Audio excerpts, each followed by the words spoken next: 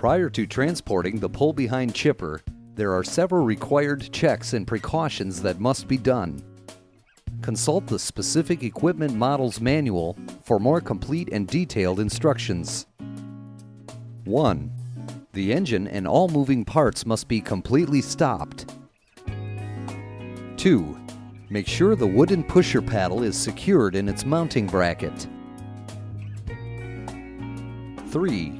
Store all tools in the toolbox and make sure all boxes, covers, doors, and infeed tray are closed and secured in place. 4.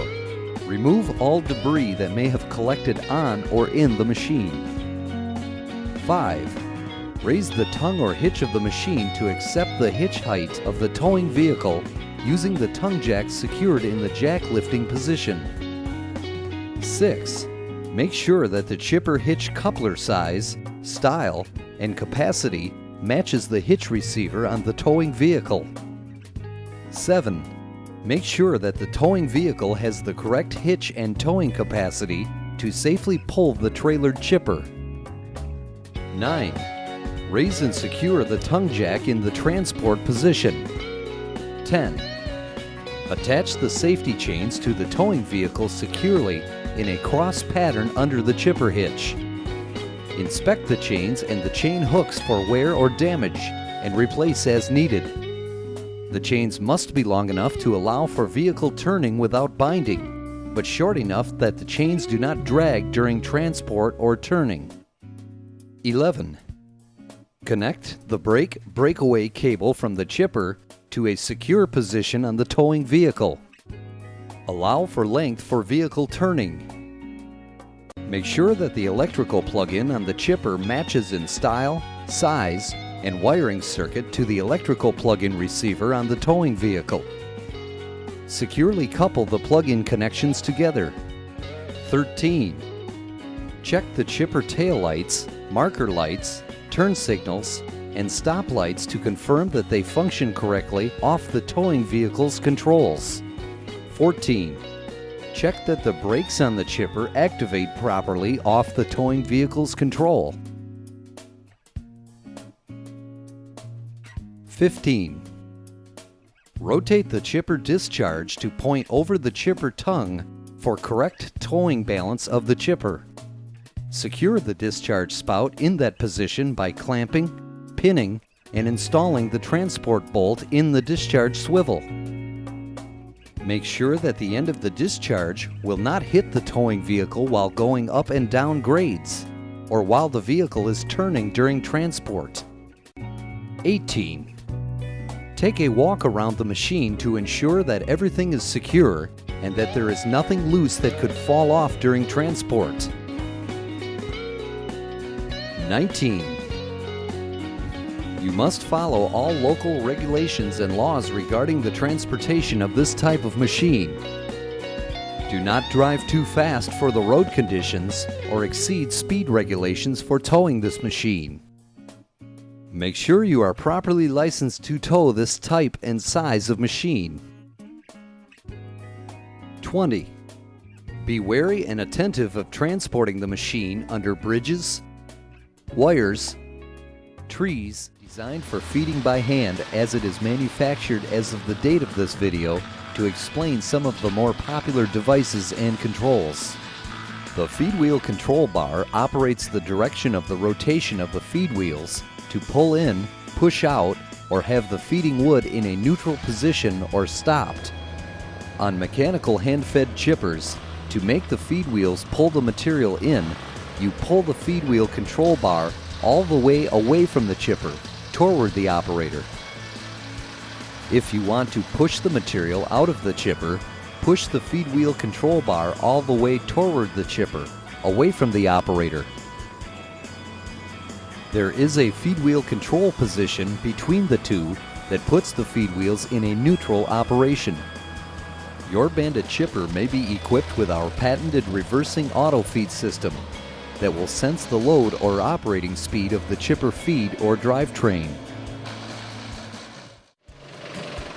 When the machine is under extreme load and/or the power system falls below an acceptable RPM setting, It reacts on the hydraulic feed wheel system. The reversing auto feed system will reverse the feed wheels a few inches and then stop the power to the feed wheels. It will then restart the feed wheels once the load on the chipper is reduced and the drivetrain speed is back to the acceptable RPM range. The basic swivel for the discharge spout is simply manual. The swivel itself is equipped with the transport bolt and the spring lock pin. Without pinning it in place, the discharge would rotate freely during chipping operation. Both have to be removed or disengaged to rotate the discharge spout and securely reinstalled prior to transporting the machine. To rotate the discharge, the person would typically grip the end of the discharge spout without putting his or her hand into the flow of discharging chips. The discharging chips are dangerous projectiles and should never be directed towards people, animals, vehicles, or structures that would cause injury or damage. Do not direct the discharge spout towards the workers in the chipping or tree trimming area. The swivel plates should be lubricated periodically for smooth operation, and they should be adjusted as well to keep sloppy fit to a minimum. Follow the instructions in the chipper manual. The discharge spout should be positioned over the chipper tongue with the spring lock pin and the transport bolts securely installed during The manual adjustable discharge flipper is located at the end of the discharge spout and is the most common way of adjusting the discharged chip flow up or down. You will achieve the strongest chip flow with the discharge flipper adjusted so that it is in line with the straight section of the discharge spout. The handle that positions the angle of the discharge flipper is spring-loaded to a shaft that inserts into one of several positioning holes that secures the flipper at a desired angle. Pinch grip the handle, pivot the flipper to the desired angle, and release the handle spring shaft into the lock notch. So the more you deflect or restrict that straight flow of chips, the more possibility there is of clogging the discharge spout. To raise the angle of the Most of the discharges include a stop bar that restricts the rotation of the crank once it is positioned at the required discharge height. Most chippers are equipped with a conventional hand crank tongue jack. The jack may be one of several styles and lifting capacities, depending on the type of chipper it is or what optional jack was ordered on the chipper. The tongue jack could have a flat plate foot pad or a caster wheel on the bottom. It may have a crank handle on the top or on the side of the jack body. They are all of simple design that when you rotate the jack crank one way, the chipper tongue goes up. When you rotate it the other way, the tongue goes down. If the jack has a pivot mount system, it must be pivoted so that the jack is stored and securely pinned, usually in a horizontal position for transport. When the jack is in use, it is positioned and securely pinned in the vertical direction.